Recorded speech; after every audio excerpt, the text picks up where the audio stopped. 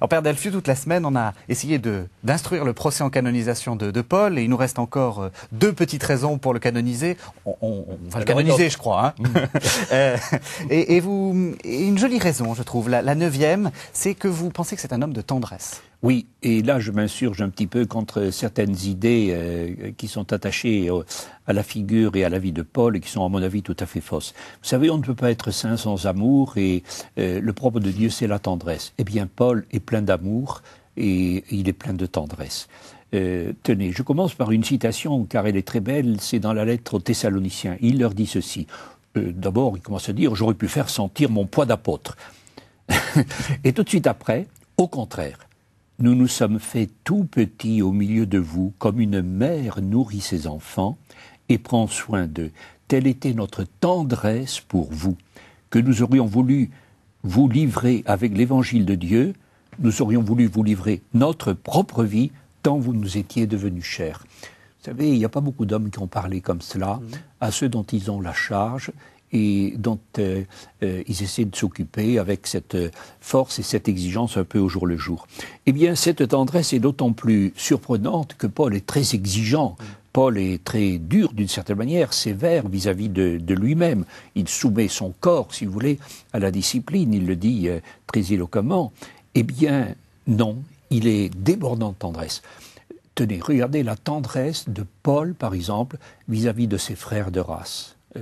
Romains 11, la tendresse de Paul vis-à-vis du judaïsme, il dit « Je voudrais être anathème pour vous sauver ». Et c'est absolument touchant. Avec les enfants, on en parle peu, mais il a quand même ressuscité un enfant qui s'était endormi pendant qu'il parlait d'ailleurs, sur le mur de Troas. Voilà. Avec les femmes, mais il y a de nombreuses femmes dans tous les voyages de Paul, Lydia, Jopé, etc. Vous voyez, on en citerait beaucoup, Phobé. Et avec les païens, la tendresse de Paul, l'apôtre des nations, à l'égard de ceux qui n'ont pas la foi. Et je dirais, toutes ces finales de lettres où il finit en disant « Je vous salue d'un saint baiser ». C'est admirable. Il n'y a pas beaucoup d'encycliques qui finissent comme ça. Et Paul, cependant, l'a dit. Et voyez, je crois qu'il faudrait vraiment retrouver cette vérité et rendre à Paul cette justice. Et pour dire encore une citation, le début de sa lettre aux Philippiens, que tout le monde connaît, qui est admirable. « Je fais mémoire de vous en tout temps dans mes prières » et un peu plus loin. « Oui, Dieu m'est témoin que je vous aime tendrement dans le cœur du Christ Jésus. » Et de ce point de vue, on peut dire que la tendresse de Paul est un sujet éminemment fondamental. Et j'ai toujours eu un petit regret en faisant ma théologie. J'aurais voulu faire une thèse sur la tendresse de Paul. Bon, ça ne s'est pas fait, c'est très bien, mais je souhaite que d'autres le fassent. Et là, il y aurait un très très beau sujet, la tendresse de Paul. D'autant que c'est une tendresse qui est véridique, puisqu'elle va jusqu'à la mort. Enfin, c'est aussi, et c'est notre dernière raison, c'est aussi un martyr. Alors on va couronner les causes de canonisation avec le martyr, effectivement, qui est le sommet de la sainteté, et le plus grand des enfants des hommes, c'est des femmes même, c'est Jean-Baptiste, et Jésus est le premier de tous les martyrs, et bien Paul sera martyr. Mais alors, ce qui est très étonnant, c'est que c'est un martyr à petit feu.